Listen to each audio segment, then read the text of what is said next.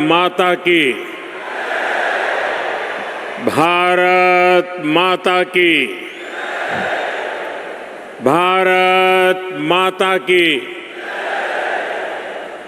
आंध्र प्रदेश के गवर्नर अब्दुल नजीर जी, गोवा के गवर्नर और इस धरती के संतान अशोक गजपति राजू जी, सीएम मेरे मित्र चंद्रबाबू नायडू जी, डिप्टी सीएम भाई पवन कल्याण जी, मंत्रिमंडल में मेरे साथी, युवा ऊर्जा से भरे हुए भाई राममोहन नायडू जी, चंद्रशेखर पेम्मसानी जी, भूपति राजू श्रीनिवास वर्मा जी, राज्य सरकार के मंत्री भाई नारा लोकेश जी, उपस्थित अन्य जनप्रतिनिधिगण, देवी और सज्जनों, अंदरिकी नमस्कारम। आंध्र प्रदेश गवर्नर अब्दुल नजीर गारिकी, गोवा गवर्नर अशोक गजपति राजू गारिकी, మన ముఖ్యమంత్రి వర్యులు చంద్రబాబు నాయుడు గారికి, ఉప ముఖ్యమంత్రి సోదరులు పవన్ కళ్యాణ్ గారికి, మంత్రివర్గంలో నా సహచరులు రామ్మోహన్ నాయుడు గారికి, చంద్రశేఖర్ పెమ్మసాని గారికి, భూపతి రాజు శ్రీనివాస్ వర్మ గారికి, రాష్ట్ర ప్రభుత్వంలో మంత్రివర్యులు నారా లోకేష్ గారికి, ఇక్కడికి విచ్చేసిన ఇతర ప్రజాప్రతినిధులకు, నా సోదర సోదరీమణులకు అందరికీ కూడా నమస్కారం। साथियों, आज का दिन आंध्र प्रदेश के विकास के लिए, स्वर्ण आंध्र के विजन के लिए ये बहुत अहम है। मुझे आज बहुत शुभ अवसर पर एक शुभ मास में उत्तर आंध्र की इस पवित्र भूमि पर आने का सौभाग्य मिला है। मैं सबसे पहले भगवान श्री वराह लक्ष्मी नरसिंह स्वामी के चरणों में प्रणाम करता हूं। मैं श्री कुर्मनाथ स्वामी और मां पोंडितल्ली अम्मवारू को नमन करता हूं। మిత్రులారా, ఈరోజు ఆంధ్రప్రదేశ్ అభివృద్ధికి స్వర్ణాంధ్ర విజన్కు ఎంతో కీలకమైన రోజు। ఈ శుభ సందర్భంగా ఈ పవిత్రమైన మాసంలో ఈ పవిత్రమైన ఉత్తరాంధ్ర భూమికి రావడం నాకెంతో సౌభాగ్యంగా భావిస్తున్నాను। ముందుగా శ్రీ వరాహ లక్ష్మీ నరసింహస్వామి వారి పవిత్రమైన పాదాలకు నా నమస్కారాలు అర్పిస్తున్నాను। అలాగే కూర్మనాథ స్వామి వారికి, అమ్మ పైడితల్లి అమ్మవారికి నమస్కరిస్తున్నాను। साथियों, आज यहां करीब 18,000 करोड़ रुपए की विकास परियोजनाओं का शुभारंभ, लोकार्पण और शिलान्यास हुआ है। एयरपोर्ट के साथ साथ ये प्रोजेक्ट आंध्र की रोड कनेक्टिविटी से भी जुड़े हैं। इनमें एनर्जी सिक्योरिटी से जुड़े प्रोजेक्ट भी हैं। ये विकास कार्य इस बात के प्रतीक है कि इस समय आंध्र की स्पीड से आगे बढ़ रहा है। मैं आप सभी को इन प्रोजेक्ट्स की बहुत बहुत शुभकामनाएं देता हूं। మిత్రులారా, ఈరోజు దాదాపు 18,000 కోట్ల రూపాయలు విలువైన అభివృద్ధి ప్రాజెక్టులు ప్రారంభోత్సవం మరియు శంకుస్థాపన చేసుకుంటున్నాం। ఎయిర్పోర్ట్తో పాటు ఈ ప్రాజెక్టులు ఆంధ్రప్రదేశ్లో రోడ్ కనెక్టివిటీని కూడా మరింత బలోపేతం చేస్తాయి। వీటిలో ఎనర్జీ సెక్యూరిటీకి సంబంధించిన ప్రాజెక్టులు కూడా ఉన్నాయి। ఈ ప్రాజెక్టులు ఆంధ్రప్రదేశ్కు ఎంత వేగంగా ముందుకు తీసుకొని వెళ్తున్నాయనడానికి ఒక నిదర్శనం। ఈ ప్రాజెక్టుల కోసం మీ అందరికీ నా హృదయపూర్వకమైనటువంటి శుభాకాంక్షలు। साथियों, आज का ये आयोजन नया इतिहास, नए रिकॉर्ड इसे रचने का भी है।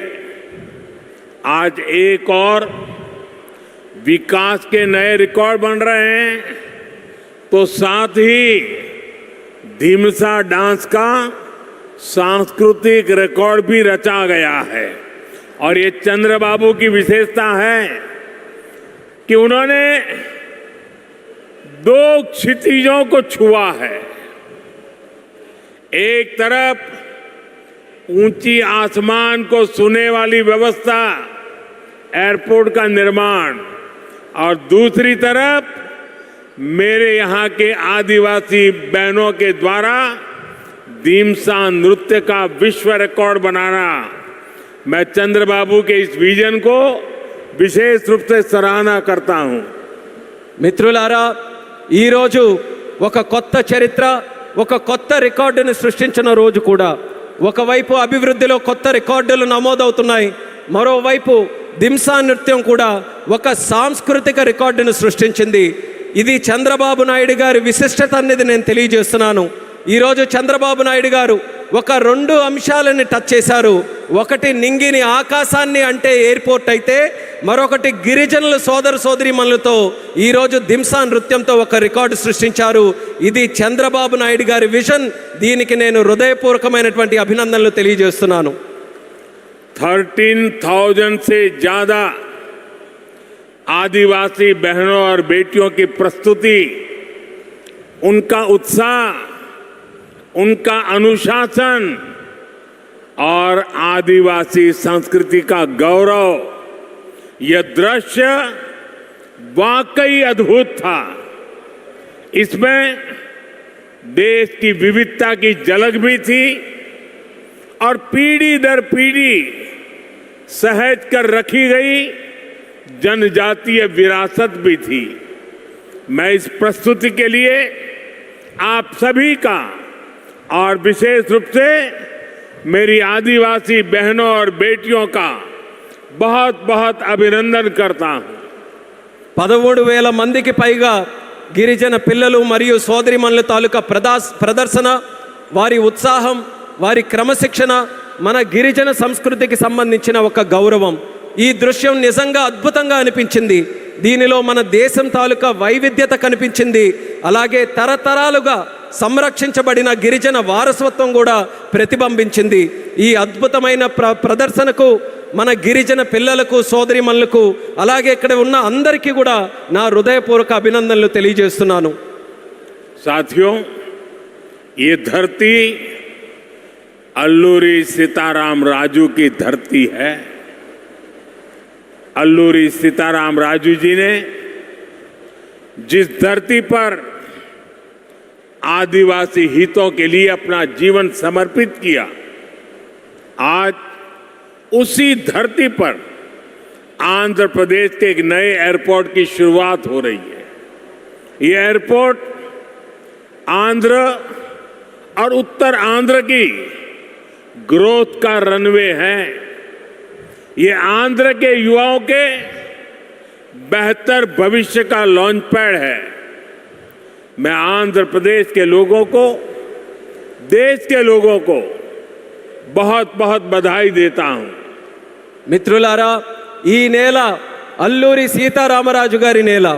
అల్లూరి సీతారామరాజు గారు ఈ గిరిజన హక్కుల కోసం తన జీవితాన్ని అంకితం చేశారో ఆ పవిత్రమైన భూమిపైనే ఈరోజు ఆంధ్రప్రదేశ్కు ఒక కొత్త ఎయిర్పోర్ట్ ప్రారంభమవుతుంది.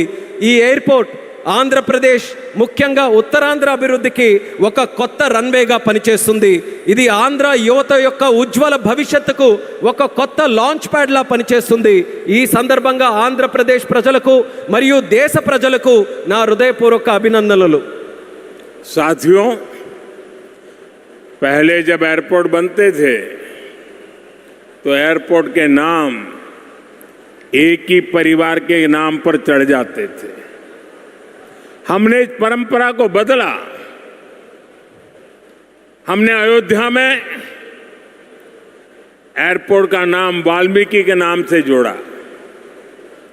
हमने पंजाब में संत रविदास जी के नाम से एयरपोर्ट का नाम जोड़ा। और साथियों, केंद्र की एनडीए सरकार ने निर्णय किया है कि इस नए एयरपोर्ट का नाम श्री अल्लूरी सीताराम राजू के नाम पर होगा। आंध्र प्रदेश का जो भी नागरिक इस एयरपोर्ट से यात्रा करेगा, देश और दुनिया का जो भी नागरिक इस एयरपोर्ट से यात्रा करेगा, उसे अल्लूरी सीताराम राजू जी के नाम से जन सेवा और राष्ट्र सेवा की प्रेरणा मिलेगी। మిత్రులారా, ఒక గతాన్ని మళ్ళీ గుర్తు చేసుకుందాం. ఒక సందర్భంలో భారతదేశంలో ఏ ఎయిర్పోర్ట్ నిర్మించినా ఒక్క కుటుంబం తాలూకా పేర్లే దానికి పెట్టేవారు. ఆ చరిత్రని మళ్ళీ ఎన్డీఏ ప్రభుత్వం తిరగరాసింది. అయోధ్యలో ఎయిర్పోర్ట్ ప్రారంభిస్తే దానికి వాల్మీకి గారి పేరు పెట్టాం. అలాగే పంజాబ్లో సంత్ రవిదాస్ గారి పేరుతోని ఎయిర్పోర్ట్ని ప్రారంభించాం. అలాగే ఈ కేంద్ర ప్రభుత్వంలో ఎన్డీఏ కూటమి ఒక ముఖ్యమైన నిర్ణయం తీసుకుంది. ఈ కొత్త ఎయిర్పోర్ట్కి అల్లూరి సీతారామరాజు గారి పేరు పెట్టాలనే నిర్ణయం తీసుకుంది. ఈ ఎయిర్పోర్ట్ ద్వారా ప్రయాణించే ప్రతి ఆంధ్రప్రదేశ్ పౌరుడు అల్లూరి సీతారామరాజు గారి పేరుతో ప్రజాసేవకు, దేశ సేవకు కూడా స్ఫూర్తి పొందుతారని తెలియజేస్తున్నాను. साथियों, बीते 12 इयर्स में देश के एविएशन सेक्टर ने असाधारण प्रगति की है।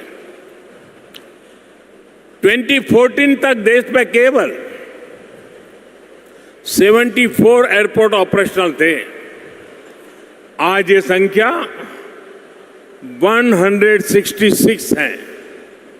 एक समय था जब हवाई उड़ानें सिर्फ बड़े शहरों तक सीमित थी। एनडीए सरकार में आज छोटे शहर के साधारण लोग भी फ्लाइट से आ जा रहे हैं। మిత్రులారా, గత 12 సంవత్సరాల్లో దేశంలో విమానయాన రంగం ఒక అసాధారణమైన పురోగతిని సాధించింది. 2014 వరకు దేశంలో కేవలం 74 ఎయిర్పోర్ట్లు ఆపరేషనల్గా ఉంటే ఈరోజు ఆ సంఖ్య పెరిగి 166 ఎయిర్పోర్ట్లకి చేరుకుంది. ఒకప్పుడు విమానాశ్రయాలు, విమాన ప్రయాణాలు పెద్ద నగరాలకే పరిమితమయ్యేవి. ఈరోజు ఎన్డీఏ ప్రభుత్వంలో చిన్న పట్టణాల నుంచి సాధారణ ప్రజలు కూడా విమానాల్లో ప్రయాణిస్తున్నారని తెలియజేస్తున్నాను. 12 इयर्स में सिर्फ एयरपोर्ट की संख्या ही नहीं बढ़ी है, हमारी उड़ान योजना के कारण आज गरीब परिवार के लोगों को भी जहाज में बैठने का अवसर मिल रहा है। इस योजना ने गरीब से गरीब को अपना सपना पूरा करने में मदद की है। कुछ दिन पहले ही सरकार ने उड़ान योजना के दूसरे फेज की शुरुआत की है। इस पर भी 29,000 करोड़ रुपीस खर्च किए जाएंगे।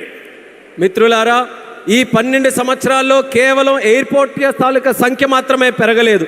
మన ఉడాన్ పథకం వల్ల పేద కుటుంబాలకు చెందిన ప్రజలు కూడా మొదటిసారి విమానంలో ప్రయాణించే అవకాశం వాళ్ళందరూ పొందారు. ఈ పథకం అత్యంత పేదవారికి తమ కలలు నిజం చేసుకునే అవకాశం కూడా కల్పించింది. కొద్ది రోజుల క్రితమే కేంద్ర ప్రభుత్వం ఉడాన్ పథకం తాలూకా ఫేజ్ 2ని కూడా ప్రారంభించింది. దీని ద్వారా దేశంలో 29,000 కోట్ల రూపాయలు ఖర్చు చేయబోతుందని తెలియజేస్తున్నాను. साथियों, एविएशन सेक्टर में देश ने एक और बड़ा माइलस्टोन हासिल किया है। कुछ ही दिन पहले काशी में जिस स्पोक एयरपोर्ट मॉडल का शुभारंभ हुआ, आज वही मॉडल पंजाब के अमृतसर तक पहुंच गया है। इससे अमृतसर से 25 से ज्यादा इंटरनेशनल डेस्टिनेशन जुड़ जाएंगे। मैं इस उपलब्धि के लिए आंध्र की इस धरती से पंजाब के लोगों को भी बधाई देता हूं। साथियों, हमारे आंध्र प्रदेश के पास हमेशा से विकसित भारत का ग्रोथ इंजन बनने का सामर्थ्य रहा है।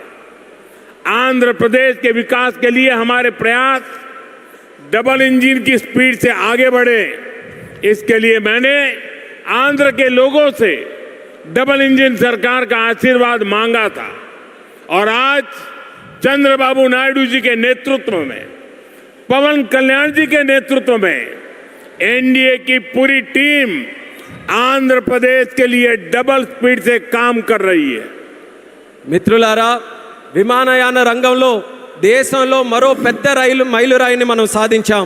కొద్ది రోజుల క్రితమే కాశీలో ప్రారంభమైన స్పోక్ ఎయిర్పోర్ట్ మోడల్ ఈరోజు పంజాబ్లోని అమృత్సర్ వరకు కూడా విస్తరించింది.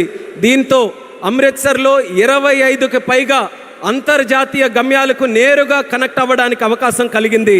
ఈ విజయానికి ఆంధ్రప్రదేశ్ నేల నుంచే పంజాబ్ ప్రజలకు కూడా నా హృదయపూర్వక అభినందనలు తెలియజేస్తున్నాను. అలాగే మిత్రులారా, వికసిత్ భారత్ నిర్మాణంలో ఆంధ్రప్రదేశ్ ఎప్పుడూ కూడా ఒక గ్రోత్ ఇంజిన్గా నిలిచే సామర్థ్యం కలిగి ఉంది. ఆంధ్రప్రదేశ్ అభివృద్ధి కోసం డబుల్ ఇంజిన్ వేగంతో మా ప్రయత్నం ముందుకు సాగాలని నేను ఆంధ్ర రాష్ట్ర ప్రజలకు డబుల్ ఇంజిన్ ప్రభుత్వం కోసం ఆశీర్వాదాన్ని నేను కోరాను. ఈరోజు చంద్రబాబు నాయుడు గారి నాయకత్వంలో, పవన్ కళ్యాణ్ గారి నాయకత్వంలో ఎన్డీఏ టీం మొత్తం ఆంధ్రప్రదేశ్ అభివృద్ధి కోసం డబుల్ వేగంతో పనిచేస్తుందని గర్వంగా తెలియజేస్తున్నాను.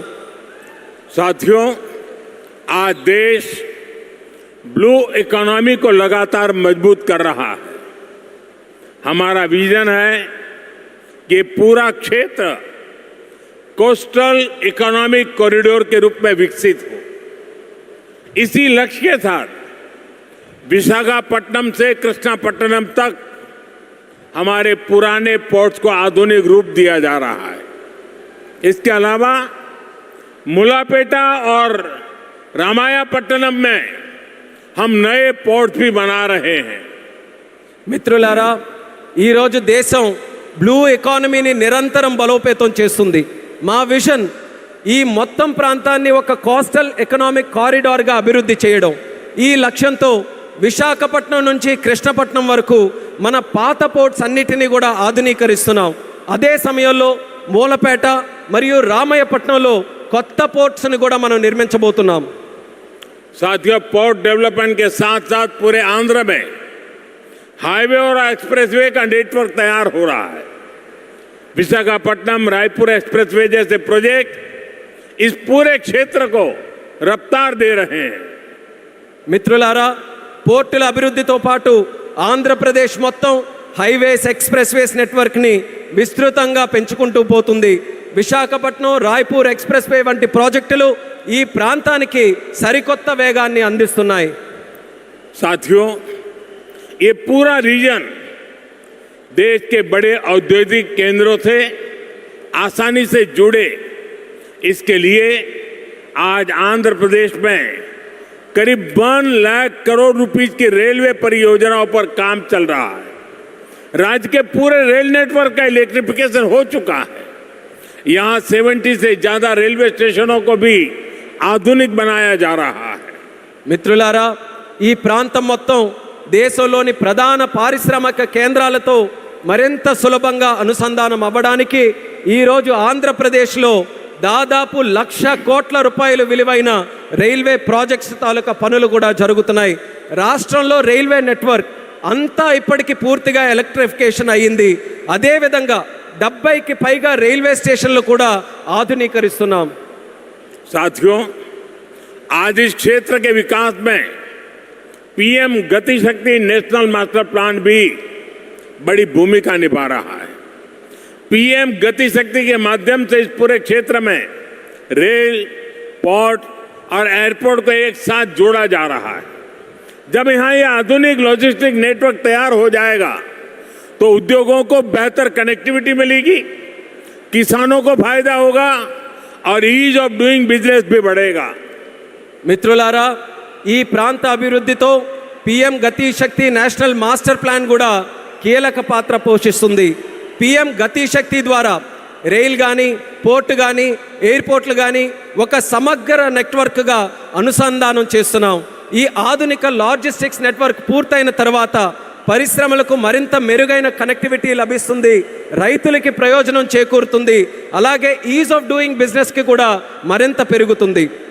साथियों, आंध्र प्रदेश हमेशा भविष्य की सोच रखने वाला प्रदेश रहा है. सॉफ्टवेयर, आईटी और टेक सेक्टर में आंध्र के युवाओं ने पूरी दुनिया में अपना डंका बजाया है और इसलिए सरकार यहां के टैलेंट को आंध्र प्रदेश की डेवलपमेंट पावर से जोड़ना चाहती है. మిత్రులారా, ఆంధ్రప్రదేశ్ ఎప్పటి నుంచో భవిష్యత్తును దృష్టిలో పెట్టుకొని ముందుకు సాగే రాష్ట్రం. సాఫ్ట్వేర్ కానీ, ఐటీ కానీ, టెక్ రంగాల్లో కానీ ఆంధ్రప్రదేశ్ యువత ప్రపంచవ్యాప్తంగా తన ప్రతిభను చాటుకున్నారు. అందుకే ఇక్కడ యువత తాలూకా ప్రతిభను ఆంధ్రప్రదేశ్ తాలూకా అభివృద్ధి శక్తితో అనుసంధానం చేయాలని ప్రభుత్వం కోరుకుంటుంది. हमारे टैलेंटेड युवाओं की प्रतिभा का लाभ आंध्र प्रदेश और देश को ज्यादा से ज्यादा मिले, ये बहुत आवश्यक है. इसके लिए हमारा फोकस अब सेमीकंडक्टर जैसे फ्यूचरिस्टिक टेक इंडस्ट्री पर है. विशाखापट्टनम में नए सेमीकंडक्टर प्लांट का शिलान्यास इसी दिशा में एक बहुत बड़ा कदम है. మన ప్రతిభావంతులైన యువత సామర్థ్యం ఆంధ్రప్రదేశ్కే కాకుండా దేశానికి మరింత ఉపయోగపడాలి. అందుకే ఇప్పుడు మా దృష్టి సెమీకండక్టర్ వంటి ఫ్యూచరిస్టిక్ టెక్ ఇండస్ట్రీస్ పై ఉంది. విశాఖపట్నంలో కొత్త సెమీకండక్టర్ ప్లాంట్ తాలూకా శంకుస్థాపన ఆ దిశగా ఒక గొప్ప అడుగుగా నేను భావిస్తున్నాను. चंद्रबाबू के नेतृत्व में हमारा आंध्र अब सॉफ्टवेयर के साथ साथ मैन्युफैक्चरिंग का भी हब बनेगा. इससे आंध्र में फ्यूचरिस्टिक जॉब्स तैयार होगी, टेक इंडस्ट्रीज के लिए नया वातावरण तैयार होगा. చంద్రబాబు నాయుడు గారి నేతృత్వంలో ఇకపై మన ఆంధ్రప్రదేశ్ సాఫ్ట్వేర్ హబ్ మాత్రమే కాదు, మ్యానుఫ్యాక్చరింగ్ హబ్గా కూడా ఎదగబోతుంది. దీంతో ఆంధ్రప్రదేశ్లో ఫ్యూచరిస్టిక్ జాబ్స్ సృష్టించబడతాయి. టెక్ ఇండస్ట్రీస్కు అనుకూలమైన ఒక కొత్త ఈకో సిస్టమ్ కూడా ఇక్కడ ఏర్పడుతుంది. साथियों, वर्ल्ड इकोनॉमी में कहीं भी किसी भी ग्रोथ सेंटर का निर्माण सिर्फ एक फैक्ट्री से नहीं हो सकता. उसके लिए एक पूरे इकोसिस्टम की जरूरत होती है. आज आंध्र प्रदेश में हम ग्रोथ का वही इकोसिस्टम तैयार कर रहे हैं.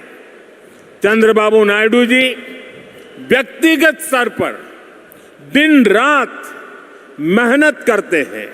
इसी का परिणाम है आज दुनिया की कई बड़ी बड़ी कंपनियां यहां निवेश करने के लिए आना चाहती हैं.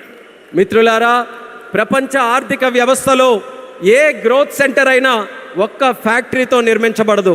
దానికోసం ఒక పూర్తి ఈకో సిస్టమ్ని మనం ఏర్పాటు చేయాలి. ఈరోజు ఆంధ్రప్రదేశ్లో మనం అలాంటి గ్రోత్ ఈకో సిస్టమ్నే నిర్మించబోతున్నాం. మన ముఖ్యమంత్రి చంద్రబాబు నాయుడు గారు వ్యక్తిగతంగా రాత్రి పగలు రాష్ట్రం కోసం కష్టపడుతున్నారు. దాని ఫలితంగానే ఈరోజు ప్రపంచంలో ఉన్నటువంటి ప్రముఖ కంపెనీలు ఇక్కడ పెట్టుబడులు పెట్టడానికి ఎంతో ఆసక్తి చూపిస్తున్నాయి. साथियों, यहां सेमीकंडक्टर के साथ साथ एआई इंफ्रा और डेटा सेंटर पर भी काम हो रहा है. गूगल ने भी यहां $15 बिलियन के एआई और क्लाउड इंफ्रास्ट्रक्चर कैंपस की घोषणा की है. और भी कई ग्लोबल कंपनी यहां नई संभावनाएं देख रही हैं. इसका बहुत बड़ा फायदा आंध्र प्रदेश के साथ साथ देश के यूथ को हो रहा है. మిత్రులారా, ఇక్కడ సెమీకండక్టర్తో పాటు ఏఐ ఇన్ఫ్రాస్ట్రక్చర్, డేటా సెంటర్స్ రంగాల్లో కూడా వేగంగా పనులు జరుగుతున్నాయి. గూగుల్ కూడా ఇక్కడ $15 బిలియన్ విలువైన ఏఐ మరియు క్లౌడ్ ఇన్ఫ్రాస్ట్రక్చర్ క్యాంపస్ని ఏర్పాటు చేయబోతుంది. ఇంకా అనేక అంతర్జాతీయ కంపెనీలు కూడా ఇక్కడ కొత్త పెట్టుబడులకు అవకాశాలు చూస్తున్నాయి. దీనివల్ల ఆంధ్రప్రదేశ్ యువత కాకుండా దేశ యువతకు కూడా ఒక్క గొప్ప ప్రయోజనం కలగబోతుంది. साथियों, आंध्र की इंडस्ट्रियल ग्रोथ स्टोरी केवल डिजिटल टेक तक से ही सीमित नहीं है. नकापल्ली में केंद्र सरकार बड़े फार्मा पार्क के लिए भी सहयोग दे रही है. इससे आंध्र प्रदेश देश के एक बड़े फार्मा हब के रूप में भी विकसित होगा. మిత్రులారా, ఆంధ్రప్రదేశ్ ఇండస్ట్రియల్ గ్రోత్ స్టోరీయే కాకుండా డిజిటల్ టెక్ వరకే పరిమితం కాకుండా నక్కపల్లిలో కేంద్ర ప్రభుత్వం యొక్క భారీ ఫార్మా పార్క్ ఏర్పాటుకి కూడా సహకరిస్తుంది. దీంతో ఆంధ్రప్రదేశ్ దేశంలోనే ఒక ప్రముఖ ఫార్మా హబ్గా ఎదగబోతుందని తెలియజేస్తున్నాను. ग्रीन एनर्जी की फील्ड में भी अकेले रायलसीमा क्षेत्र में 5 लाख करोड़ रुपए से ज्यादा का इन्वेस्टमेंट हुआ है। मैं आज आंध्र प्रदेश के आप सभी लोगों को फिर विश्वास दिलाता हूं, हमारी सरकार ऐसी हर संभावनाओं को साकार करने के लिए दिन रात ये डबल इंजन सरकार काम करती रहेगी। గ్రీన్ ఎనర్జీ రంగంలో కూడా ఒక్క రాయలసీమ ప్రాంతంలోనే 5 లక్షల కోట్ల రూపాయలకి పైగా పెట్టుబడులు వచ్చాయి. ఈరోజు ఆంధ్రప్రదేశ్ ప్రజలందరికీ నేను మరోసారి హామీ ఇస్తున్నాను, ఇలాంటి ప్రతి అవకాశాన్ని నిజం చేయడానికి, ఆ కళని సాకారం చేయడానికి మా ప్రభుత్వం, ఈ డబుల్ ఇంజిన్ ప్రభుత్వం రాత్రి ప్రగలు కృషి చేస్తూనే ఉంటుందని తెలియజేస్తున్నాను. साथियों, आज आंध्र प्रदेश में हर सेक्टर में किस स्पीड से काम हो रहा है, इसका अंदाजा आप इस बात से लगा सकते हैं कि पिछले 3 यात्राओं में ही मैंने 2 लाख करोड़ रुपए के प्रोजेक्ट का शुभारंभ यहां किया है। మిత్రులారా, ఈరోజు ఆంధ్రప్రదేశ్లో ప్రతి రంగంలో ఎంత వేగంగా అభివృద్ధి జరుగుతుందో మనం ఒక్కసారి అంచనా వేయాలనంటే ఈ ఒక్క విషయం గమనించండి. నా గత 3 పర్యటనల్లో 2 లక్షల కోట్ల విలువైన ప్రాజెక్టులు, కోట్ల రూపాయల విలువైన ప్రాజెక్టులు నేను ఇక్కడే ప్రారంభించానని తెలియజేస్తున్నాను. मुझे खुशी है कि आंध्र की इस विकास यात्रा में उत्तर आंध्र भी सशक्त हो रहा है।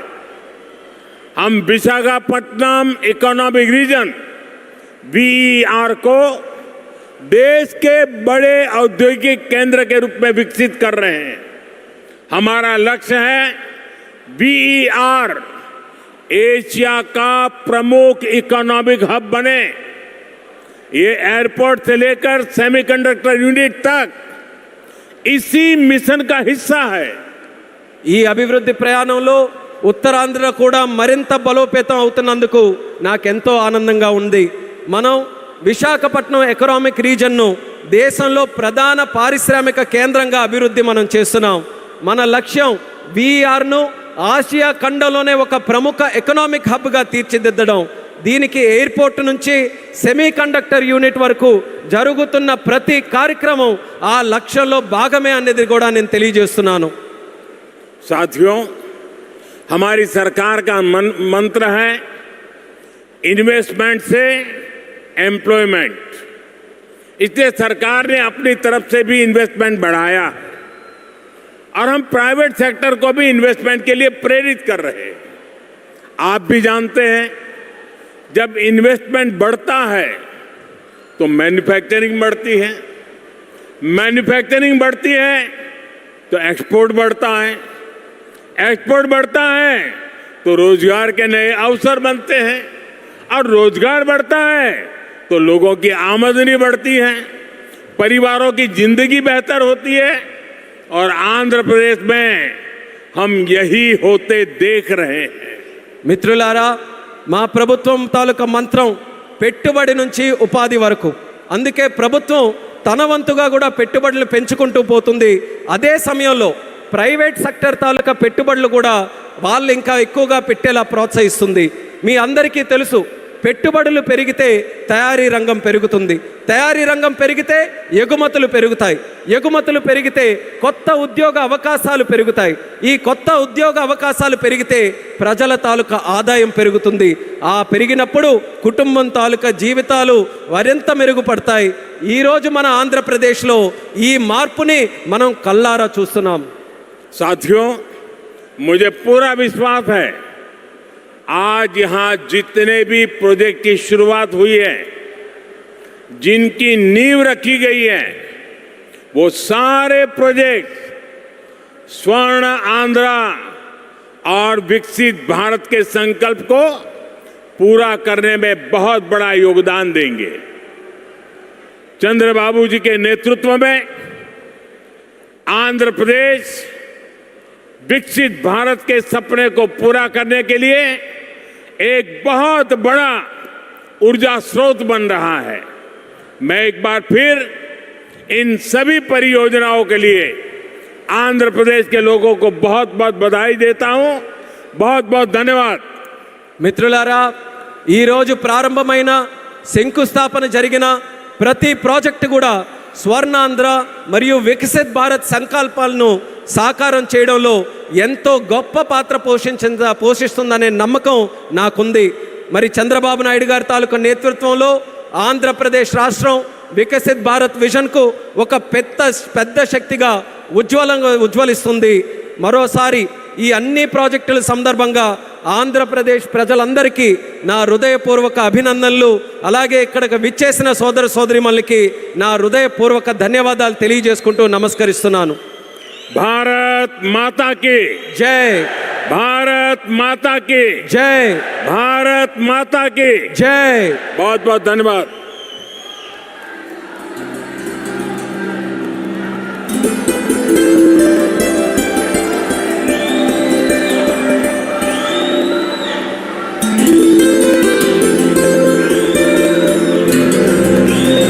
Thank you sir, thank you very much. మరోసారి ప్రధాని గారికి మనందరి పక్షాన కృతజ్ఞతలు తెలియజేసుకుంటూ thank you so much for gracing the occasion sir. Thank you very much. అలాగే వేదికని అలంకరించిన డిగ్నిటరీస్ అందరికీ పేరు పేరున కృతజ్ఞతలు తెలియజేసుకుంటున్నాము. ముఖ్యమంత్రి గారికి, ఉప ముఖ్యమంత్రి వర్యులు నారా లోకేష్ గారికి, శ్రీ పెమ్మసాని చంద్రశేఖర్ గారికి, భూపతిరాజు శ్రీనివాస్ వర్మ గారికి, మేడం అనిత గారికి, కొండపల్లి శ్రీనివాస్ గారికి పేరు పేరున కృతజ్ఞతలు. దయచేసి అందరూ కాసేపు ఓపికతో ఉండాలి. ప్రధాని గారి కాన్వాయ్, సీఎం గారి కాన్వాయ్ వెళ్ళిన తర్వాత మీ గేట్స్ ఓపెన్ అవుతాయి. అంతవరకు కొంచెం ఓపికతో వహించవలసిందిగా రిక్వెస్ట్ చేస్తున్నాం.